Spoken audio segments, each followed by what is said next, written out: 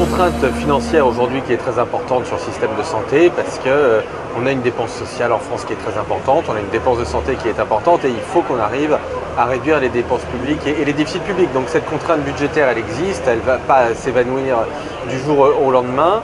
Et dans le même temps, on a une vague d'innovation qui rend nécessaire le fait de repenser notre système de santé pour qu'on respecte notre contrat social et pour faire en sorte que les gens puissent accéder à l'innovation. Donc pour moi, l'enjeu, il est vraiment là. C'est en tout cas l'enjeu principal pour ce quinquennat. Sous cette contrainte financière, comment est-ce qu'on réorganise le système pour faire en sorte que tout le monde puisse accéder à l'innovation?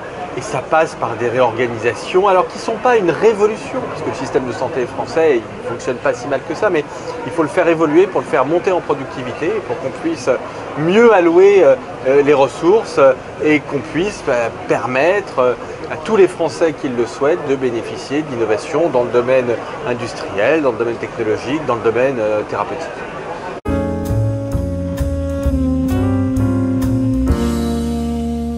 Je ne pense pas qu'il faudra surinterpréter le prochain PLFSS pour deux raisons.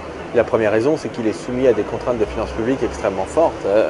La sécurité sociale, ça fait partie de l'État au sens large. Ce n'est pas l'État bien évidemment, mais les comptes publics intègrent l'État, les collectivités locales et la sécurité sociale. Et le Premier ministre a annoncé récemment qu'il voulait que nous respections nos objectifs en termes de déficit public. Donc le PLFSS sera soumis à cette contrainte. Et donc on n'aura pas une dépense, on ne lâchera pas la bride sur ce PLFSS aussi.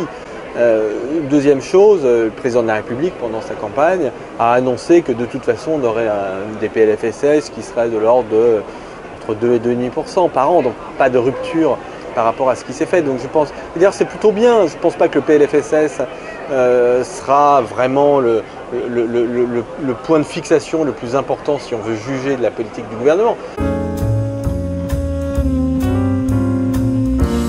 Des PLFSS qui sont d'ordre de 2,5%, alors que si on libérait en quelque sorte la dépense de santé, elle croîtrait du double, peut-être 5%, c'est ce qu'ont l'air de montrer en tout cas les études académiques qui sont réalisées dans le monde.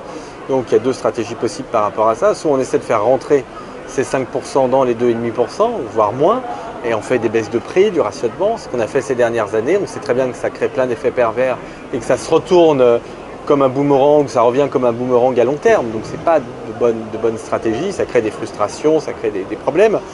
Soit on essaie de se dire, on élargit le financement. Peut-être qu'on fait participer un peu plus les complémentaires santé, c'est un débat qu'on n'a pas eu en France encore. Alors, en l'abordant vraiment de cette façon-ci, c'est-à-dire quel est le rôle des complémentaires santé? Ne plus les traiter comme des voitures balais à faible valeur ajoutée, mais se dire en quoi est-ce qu'elles peuvent nous aider, quel type de dépenses elles peuvent prendre en charge, mais aussi dans le domaine de la prévention par exemple, comment est-ce qu'elles peuvent contribuer davantage. Donc je serais plutôt favorable à ça, à ce qu'on ait une réflexion systémique en se disant voilà, on a un dispositif de solidarité qui prend en charge 2,5%, qui est configuré pour ça, il ne peut pas faire beaucoup plus, il est configuré pour ça. Qu'est-ce qu'on trouve comme nouvelle source de financement, comme source de financement supplémentaire, et pour faire en sorte que les dépenses de santé augmentent plus vite que l'Ondam, au fond, c'est ça ce qu'il faut qu'on arrive à faire. Ce qui va être le plus important, c'est est-ce qu'on va faire évoluer l'organisation du système de soins. C'est ça le sujet.